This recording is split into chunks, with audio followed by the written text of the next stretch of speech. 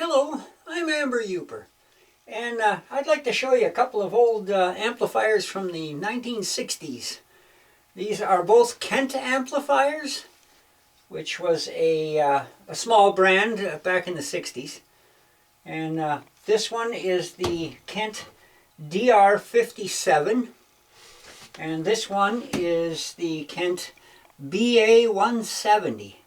Now this is a guitar amplifier, and this is supposed to be a bass guitar amplifier. So this is the Kent BA170 amplifier. Now this is another late 1960s amplifier, all tubes. Now this is supposed to be a bass guitar amplifier. So this is the front side, I guess you'd say. And obviously no controls or anything, just the grill cloth. So let's turn it around and take a look at the back. And of course the back is where everything is.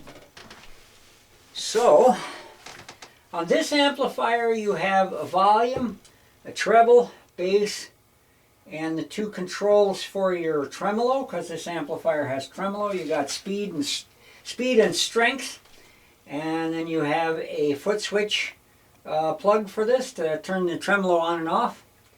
Over here you have a speaker plug. This has one speaker plug now. It originally had a RCA jack here with a speaker connection, but that's kind of useless. And I had to do a lot of repair to this amp, so I took that out. And when I got this amp, there was nothing readable on the faceplate except these light writings here that somebody had put on there. So whoever owned this thing, and they had put like these here: volume, treble, bass, and all of the original lettering was just faded off. So what I did was I put this on here with a paint marker, the Kent, and then speaker, power, standby, so at least you'd have some idea. Here's your 4 guitar inputs right here. So there's that. Your cord comes out of here. You shove it in there and it stores there. I put a 3-wire cord on this because back in the 60s they only put 2-wire cords on them, and they were not as safe as the 3-wire cords. You could get a shock from a microphone while you're holding your guitar with these things. Now this amplifier, it has 2 EL84 or 6 BQ5s for the power tubes. Makes about 14 watts.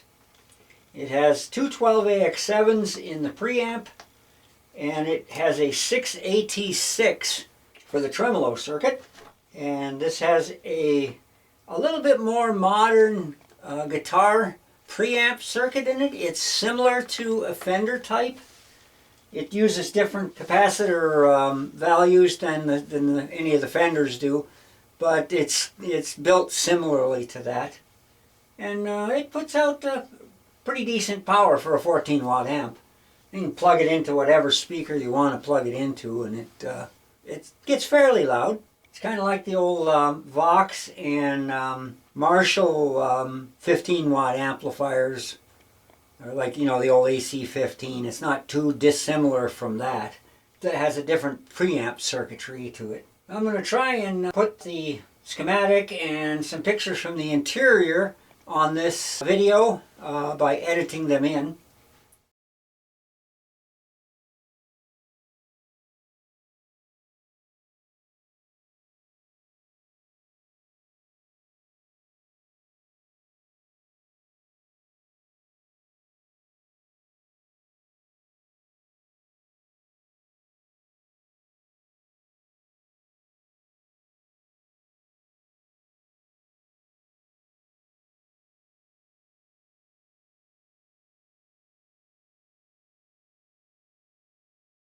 Basically what I had to do to this was I had to change all of the capacitors in this amplifier.